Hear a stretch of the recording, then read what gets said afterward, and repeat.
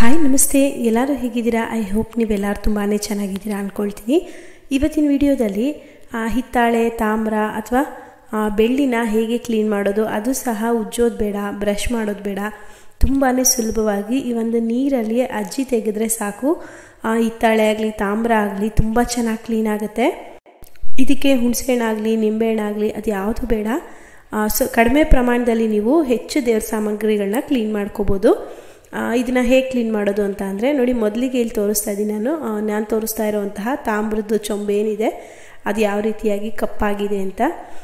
ಈಗ ಒಂದು ಬೌಲ್ನ ತಗೊಂಡು ಇದಕ್ಕೆ 1/4 ಲೀಟ್ರಿಂದ ಅರ್ಧ ಲೀಟರ್ ಆಗುವಷ್ಟು ನೀರನ್ನು ಹಾಕೋಬೇಕು. ಇಷ್ಟೇ ಕ್ವಾಂಟಿಟಿ ಅಂತ ಇಲ್ಲ, ನೋಡಿಕೊಂಡು ಸ್ವಲ್ಪ ನೀರನ್ನು ಅಡ್ಜಸ್ಟ್ ಮಾಡ್ಕೊಂಡು ಹಾಕೋಬೇಕಾಗತ್ತೆ. ಇದಕ್ಕೆ 1 ಸ್ಪೂನ್ ಆಗುವಷ್ಟು ಉಪ್ಪನ್ನ ಹಾಕ್ಕೊಳ್ತಾ ಇದ್ದೀನಿ. ಅಡುಗೆಗೆಲ್ಲ ಉಪಯೋಗಿಸ್ತೀವಲ್ಲ ಪುಡಿ ಉಪ್ಪು, ಅದನ್ನು ಹಾಕ್ಕೊಳ್ತಿದ್ದೀನಿ.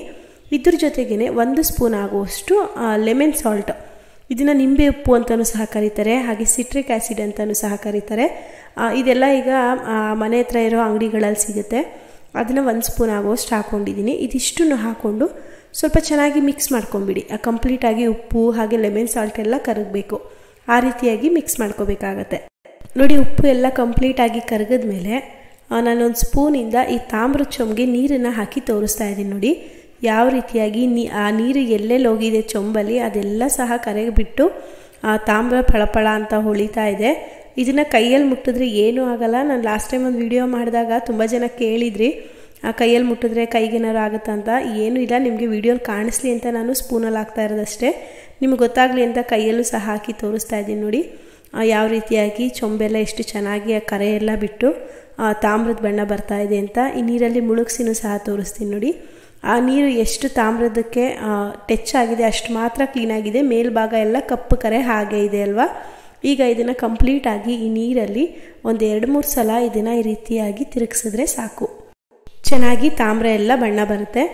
ತುಂಬ ಜನ ಹೇಳ್ತಿರಲ್ಲ, ಉಪ್ಪು ಹಾಕಿ ಕ್ಲೀನ್ ಮಾಡಿದ್ರೆ ಆ ಕ್ಷಣಕ್ಕೆ ಬಣ್ಣ ಬರುತ್ತೆ, ಆಮೇಲೆ ತುಂಬ ಬೇಗ ಕಪ್ಪಾಗಿಬಿಡುತ್ತೆ, ಇದ್ರ ಬದಲು ಹುಣಸೆಹಣ್ಣು ಹಾಕ್ಬೋದು, ನಿಂಬೆಹಣ್ಣು ಹಾಕ್ಬೋದು ಅಂತ ಹೇಳ್ತಿರಲ್ಲ. ಆದರೆ ಇದನ್ನು ನೀವು ಯಾವುದೇ ತಾಮ್ರ ಹಿತ್ತಾಳೆ ಆಗಲಿ ಕ್ಲೀನ್ ಮಾಡಾದಮೇಲೆ ಚೆನ್ನಾಗಿರುವಂತಹ ನೀರಲ್ಲಿ ಒಂದು ಸಲ ವಾಶ್ ಮಾಡಿ ಒಂದು ಬಟ್ಟೆಯಿಂದ ಒರೆಸಿಟ್ರೆ ನೀವು 15 ದಿನ ಅಲ್ಲ 1 ತಿಂಗಳಿಟ್ಟರು ಸಹ ಅದೇ ರೀತಿಯೇ ಇರುತ್ತೆ. ನೀವು ಹುಣಸೆಹಣ್ಣು ಹಾಕಿ ಅಥವಾ ನಿಂಬೆಹಣ್ಣು ಹಾಕಿ ಪಿತಾಂಬರಿ ಹಾಕಿ ಯಾವ್ದು ಹಾಕಿದ್ರೂ ಅಷ್ಟೇ ಕ್ಲೀನ್ ಮಾಡಿಬಿಟ್ಟು ಒಂದು ಬಟ್ಟೆಯಲ್ಲಿ ಒರೆಸಿಡಬೇಕು. ನೋಡ್ತಾ ಇದ್ದೀರಲ್ವ ಯಾವ ರೀತಿಯಾಗಿ ಚೊಂಬೆಲ್ಲ ಆ ಕರೆಗೆ ಹೋಗಿ ಎಷ್ಟು ಚೆನ್ನಾಗಿ ಕಾಣಿಸ್ತಾ ಇದೆ ಅಂತ. ಈಗ ಇದನ್ನು ನಾನು ಚೆನ್ನಾಗಿರುವಂತಹ ನೀರಲ್ಲಿ ಒಂದು ಸಲ ಕ್ಲೀನ್ ಮಾಡಿಕೊಂಡು ಒಂದು ಬಟ್ಟೆಯಿಂದ ಒರೆಸಿ ಇಡ್ತೀನಿ. ನೀವು ಕೇಳ್ಬೋದು, ಇದ್ರ ಬದಲಾಗಿ ಪಿತಾಂಬರಿನೇ ಬಳಸ್ಬೋದಲ್ವಾ ಅಂತ. ಪಿತಾಂಬರಿ ಬಳಸಿದ್ರೆ ತುಂಬ ಜನರಿಗೆ ಕೈಯೆಲ್ಲ ಅಲರ್ಜಿ ಆಗುತ್ತೆ, ಹಾಗೆ ಕೈನೂ ಸ್ವಲ್ಪ ರ್ಯಾಷಸ್ ಆದಂಗೆ ಆಗುತ್ತೆ, ಉರಿ ಆಗುತ್ತೆ. ಹಾಗಾಗಿ ಅದ್ರ ಬದಲಾಗಿ ಈ ಒಂದು ಮೆಥಡನ್ನು ನೀವು ಯೂಸ್ ಮಾಡ್ಬೋದು ಅಂತ ಹೇಳ್ತಾ ಇದ್ದೀನಿ. ಇದ್ರ ಜೊತೆಗೆ ಇನ್ನೊಂದು ಏನಂದರೆ, ನೀವು ಪಿತಾಂಬರಿ ಒಂದು ಸಲ ತಂದರೆ ಎಲ್ಲ ದೇವ್ರ ಸಾಮಗ್ರಿಗಳನ್ನೂ ಕ್ಲೀನ್ ಮಾಡೋದಕ್ಕಾಗಲ್ಲ. ಆದರೆ ಈ ಒಂದು ಸ್ವಲ್ಪ ನೀರಲ್ಲಿ ನೀವು ತುಂಬ ಜಾಸ್ತಿ ದೇವ್ರ ಸಾಮಗ್ರಿಗಳನ್ನ ಕ್ಲೀನ್ ಮಾಡ್ಕೋಬೋದು.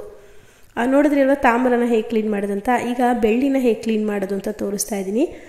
ನಾವೇನು ತಾಮ್ರದ ನೀರನ್ನು ಇಟ್ಟಿದ್ವಿ ಅದಕ್ಕೆ 1 ಸ್ಪೂನ್ ಆಗುವಷ್ಟು ಬೇಕಿಂಗ್ ಸೋಡಾ ಹಾಕ್ಕೊಂಡಿದ್ದೀನಿ. ಇಲ್ಲಾಂದರೆ ನೀವು ಕುಕ್ಕಿಂಗ್ ಸೋಡಾನು ಹಾಕೋಬೋದು. ಅದನ್ನು ಹಾಕ್ಕೊಂಡು ಕಪ್ಪಗಾಗಿರುವಂತಹ ಬೆಳ್ಳಿ ಚೈನನ್ನು ನಾನು ಈ ನೀರಲ್ಲಿ ಹಾಕಿಬಿಟ್ಟು ಒಂದು 2 ನಿಮಿಷ ಬಿಡ್ತಿದ್ದೀನಿ ಅಷ್ಟೇ. ನನ್ನ ಚೈನ್ ಅಷ್ಟಾಗಿ ತುಂಬ ಕಪ್ಪಾಗಿಲ್ಲ, ಯಾಕೆ ಅಂದರೆ ನಾನು ಅವಾಗವಾಗಲೇ ಸ್ವಲ್ಪ ಕ್ಲೀನ್ ಮಾಡ್ಕೊಂಡ್ಬಿಡ್ತೀನಿ, ಹಾಗಾಗಿ ಕಪ್ಪು ಜಾಸ್ತಿ ಆಗಿಲ್ಲ. ನೀವು ಬೇಕಿದ್ರೆ ಎಷ್ಟು ಕಪ್ಪಿರುವಂತಹ ಬೆಳ್ಳಿನೂ ಈ ರೀತಿಯಾಗಿ ಒಂದು ಸಲ ಮಾಡಿ ನೋಡಿ, ತುಂಬ ಚೆನ್ನಾಗಿ ಬಣ್ಣ ಬರುತ್ತೆ, ಆ ಕರೆ ಎಲ್ಲ ಕ್ಲೀನಾಗಿ ಹೋಗಿಬಿಡುತ್ತೆ. ನೋಡ್ತಾ ಇದ್ದೀರಲ್ವ, ಈಗ ಕೈಯಲ್ಲಿ ನಾನು ಅದನ್ನೆಲ್ಲ ತೆಗೆದಿಟ್ಕೊಂಡಿದ್ದೀನಿ. ಇದಕ್ಕೆ ಈಗ ಸ್ವಲ್ಪ ಯಾವುದಾದ್ರೂ ಒಂದು ಲಿಕ್ವಿಡನ್ನು ಹಾಕ್ಕೊಂಡು ಟೂತ್ ಬ್ರಷ್ ಇರುತ್ತಲ್ಲ ಹಳೇದು, ಅದರಲ್ಲಿ ಇದನ್ನು ಕ್ಲೀನಾಗಿ ಬ್ರಷ್ ಮಾಡ್ಕೊಂಡ್ಬಿಡೋಣ. ಈ ಮೆಥಡ್ನ ನೀವು ಕಾಲ್ ಚೈನ್ ಮಾತ್ರ ಅಲ್ಲದೆ ಬೆಳ್ಳಿ ಪದಾರ್ಥ ಯಾವುದಿರುತ್ತೆ ಅದಕ್ಕೆ ನೀವು ಯೂಸ್ ಮಾಡ್ಬೋದು. ಬೆಳ್ಳಿ ಮುಖವಾಡ ಆಗಲಿ ಅಥವಾ ಅರಿಶಿನ ಕುಂಕುಮದ ಬಟ್ಲು, ದೇವ್ರ ಸಾಮಗ್ರಿ, ಕೈಗೆ ಹಾಕುವಂತಹ ಬೆಳ್ಳಿ ಬಳೆ ಯಾವುದಾದ್ರೂ ಸರಿ, ಈ ಮೆಥಡ್ನ ನೀವು ಯೂಸ್ ಮಾಡಿ ನೋಡಿ. ತುಂಬ ಚೆನ್ನಾಗಿ ಕಪ್ಪು ಕರೆ ಎಲ್ಲ ಹೋಗಿ ಚೈನು ಬೆಳ್ಳಿಗೆ ಚೆನ್ನಾಗಿ ಕಾಣಿಸುತ್ತೆ. ಸೊ ನೋಡಿ, ಈಗ ತೋರಿಸ್ತಾ ಇದ್ದೀನಿ ನಾನು ಬ್ರಷ್ ಮಾಡಿಕೊಂಡು. ಮೊದಲಿದ್ದಕ್ಕೂ ಈಗಿರೋದಕ್ಕೂ ಸ್ವಲ್ಪ ಚೆನ್ನಾಗಿ ಬಣ್ಣ ಬಂದಿದೆ ಬೆಳ್ಳಿ. ಇನ್ನೂ ಕ್ಲೀನಾಗಿ ಬ್ರಷ್ ಮಾಡಿದ್ರೆ ನಿಮಗೆ ಇನ್ನೂ ಚೆನ್ನಾಗಿ ಬಿಳಿಯಾಗಿ ಕಾಣಿಸುತ್ತೆ. ಈ ನೀರಲ್ಲಿ ಬೆಳ್ಳಿನೆಲ್ಲ ಕ್ಲೀನ್ ಮಾಡಿದ್ಮೇಲೆ ಚೆನ್ನಾಗಿರುವಂತಹ ನೀರಲ್ಲಿ ಒಂದು ಸಲ ವಾಶ್ ಮಾಡಿಕೊಂಡು ನಂತರ ನೀವು ಬಳಸ್ಕೋಬೋದು. ನೋಡಿದ್ರಿ ಅಲ್ವಾ, ಯಾವುದೇ ರೀತಿಯಾದ ಕಷ್ಟಪಡದೆ ಎಷ್ಟು ಈಸಿಯಾಗಿ ಹಿತ್ತಾಳೆ, ಬೆಳ್ಳಿ, ತಾಮ್ರನ ಕ್ಲೀನ್ ಮಾಡ್ಕೊಳ್ಳೋದಂತ.